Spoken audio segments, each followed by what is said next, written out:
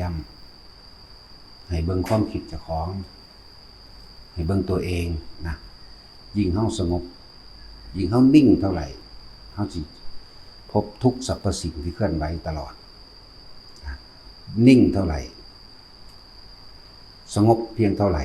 นั่นแหละความจริงสิปรากฏออกมาหลายอย่างเพราะว่าเรื่องพฤติกรรมของบุคคลและหลายๆอย่าง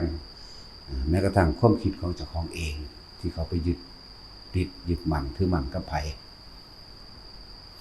จังหวะพยายามทำความสงบนิ่งแล้วความจริงจะปรากฏทั้งสงบเท่าใดเฮาเห็นหลายอันหลายอย่างที่มันเคลื่อนไหวจะเปรียบอย่างหนึ่งมันเฮายืนอยู่ที่ตลิ่งฝั่งห้วยหรือลำน้ำที่มันไหลเชี่ยวนั่นเอง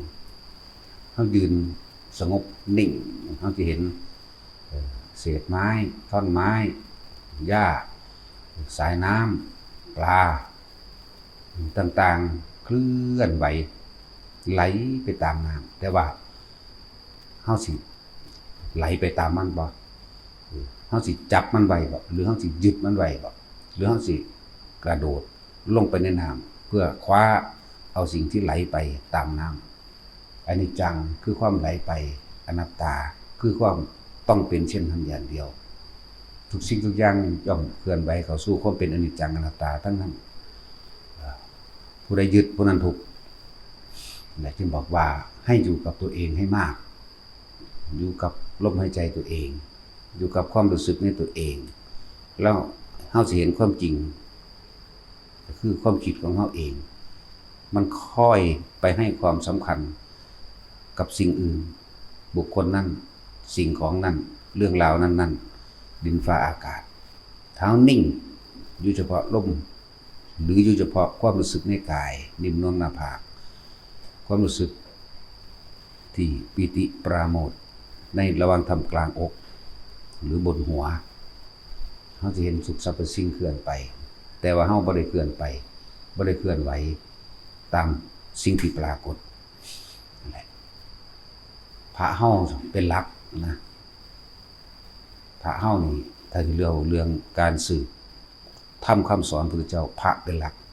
ถ้าบ่มีพระเป็นหลักแม่นคนที่เก่งมันได้ก็สร้างบ่อาจสามารถที่สินำพาพุทธศาสนาผ่านไปได้บ่มีทางมันบ่มีความน่าเชื่อถือแต่ว่าพระเฮาทำตัวเป็นตัวอย่างเด้นิ่งสงบแล้วเฮาสิเห็นหลายๆอย่างดอกสุดท้ายเฮาสิรู้ดอกว่าไม่มีใครนำพาเราให้พ้นจากทุกข์ได้นอกจากตัวเราเองพระเฮานี่ให้เป็นหลักอย่าไว้อย่าติ่งอย่าไหลไปตามชาวบ้านอย่าไหลไปตามคนนะเพราะคนนี่จังได๋ก็แปลว่าวุ่นวายอยู่แล้วสุดท้ายความวุ่นวายของคนก็แสดงขึ้นมาเองคนคือคนที่ยกตนเป็นคนสำคัญนะพวกนี้สิยกตัวเองเป็นคนสำคัญก็ให้เขาคนสำคัญนั่นแหละยกไปไหนก็ยกไปเกิดยกไปตายเหมือนเดิมจังว่าเฮาเน้นย้ำหมู่พระเฮาเด้อพระเฮา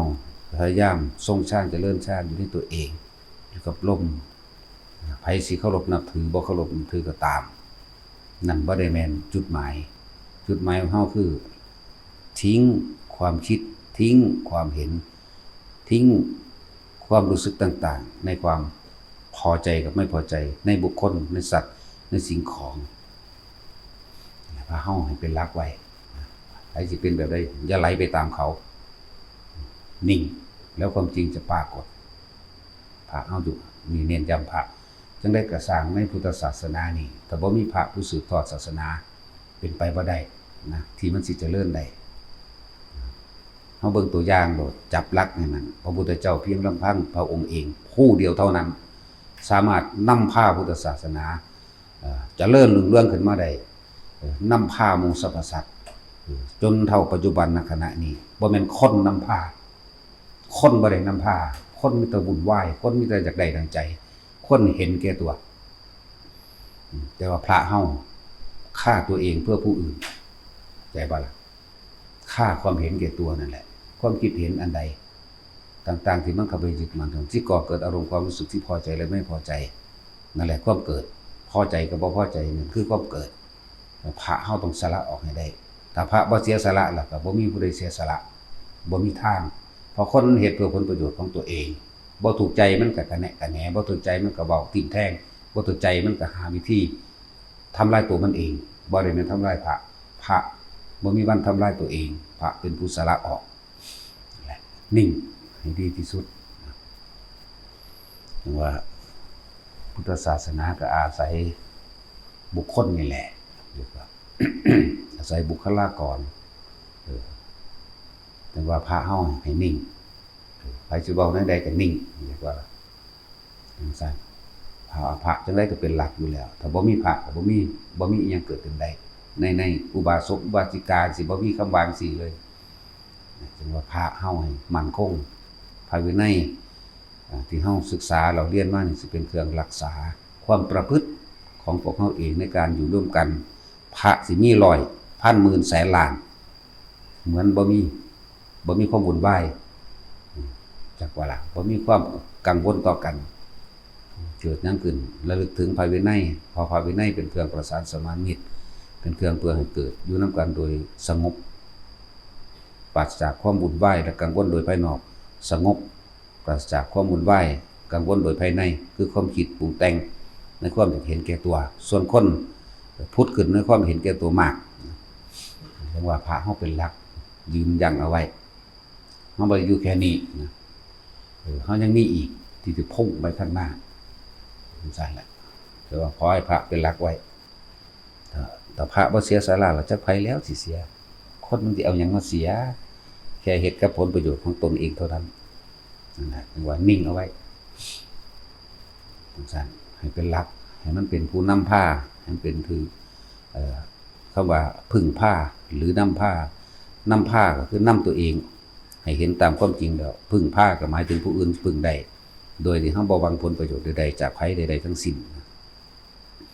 นั่นแหละพระเฮาจึงเป็นหลักถ้าบ่มีพระก็สืบศาสนาบ่ได้พระพุทธเจ้าเป็นผู้บวชก่อนหมู่พุทธเจ้าเป็นผู้ใส่ผ้ากาสายะก่อนหมู่พุทธเจ้าเป็นผู้นำความจริงมาแสดงพวกเฮาเป็นผู้เห็นตามรู้ตามแต่จังมีคฤหัสถ์ทั้งหลายติดตามเองแล้วคิดเบิ่งว่าคนดีเพียงคนเดียวคือพระพุทธเจ้าเป็นเอกะเป็นหนึ่งบ่มีสองเอกะนำกิ่งนำความจริงออกมาแสดงออกมาได้ที่พระองค์แสดงแล้วก็บ่มีผลประโยชน์รายได้หยังกับพระองค์เองผลประโยชน์รายได้ผลประโยชน์ต่างๆในการสละความยึดมั่นถือมั่นออกเป็นของคนผู้ที่กระทำตามหรือไม่กระทำตามขึ้นอยู่กับบุคคลผู้กระทำตามถ้าสละความเห็นแก่ตัวออกได้บุคคลผู้ไม่กระทำตามบ่ได้มีผลอย่างเพิ่นหรือกระทำตามก็ยังไม่มีผลอะไรกับเราจากว่ากระทำตามก็มีผลกับเพิ่นไม่กระทำตามก็ไม่มีผลกับเพิ่นนั่นแหละอาคาตาโรตถาคตโตเราตถาคตก็เป็นแต่เพียงผู้บอกทางเฮาก็นำคำสอนของเพิ่นนึงเองเด้มาบอกต่อนั่นแหละไผสิทำตามหรือบ่ทำตามก็บ่มีผลหยังกับเฮานั่นแหละเจ้าบรรลุอรหันต์ไปก็บ่มีผลหยังกับเฮาหรือเจ้าลงนรกไปก็บ่มีผลหยังกับเฮาทุกสิ่งทุกอย่างอยู่ที่ตัวเองกำหนดรักษาความคิดเจ้าของรักษาให้อยู่ในกายอยู่ในลมหายใจให้อยู่ในอุณาโลมให้อยู่ในความรู้สึกบนหัวให้รู้ความรู้สึกท่ามกลางรู้ปุ๊บในวางกลางอกก็ให้รู้ตรงนั้นผู้ใดมันตึ๊บขึ้นมาบนกลางอกก็อยู่กับกลางอกให้มันขึ้นบนกลางหัวก็อยู่กลางหัวให้มันขึ้นอยู่กลางหน้าผากก็อยู่กลางหน้าผากผู้ใดมันอยู่ชินกับลมแล้วก็อยู่กับลมนั่นแหละความนิ่งนั่นแหละที่เฮ็ดให้เฮาเห็นความจริงหลายอันหลายอย่างนะแต่ว่าหลายอย่างบ่ต้องไหลไปน้ำมันปล่อยมันไหลไปตามมันโลกย่อมเป็นเช่นนั้นเวียนว่ายตายเกิดตามความเห็นแก่ตัวส่วนผู้ที่อยู่เหนือโลกทะลุออกได้เลยเรียกว่าเฮาท่วนกระแสจะไหลตามกระแสใช่แล้วว่าพระเฮา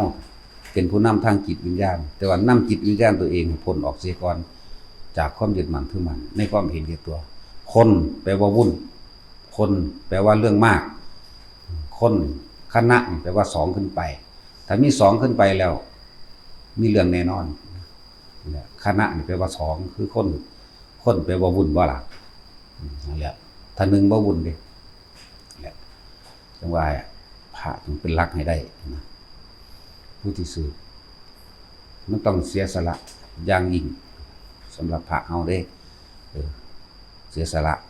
ะความคิดสละความเห็นแก่ตัวจนว่าบ่มีตัว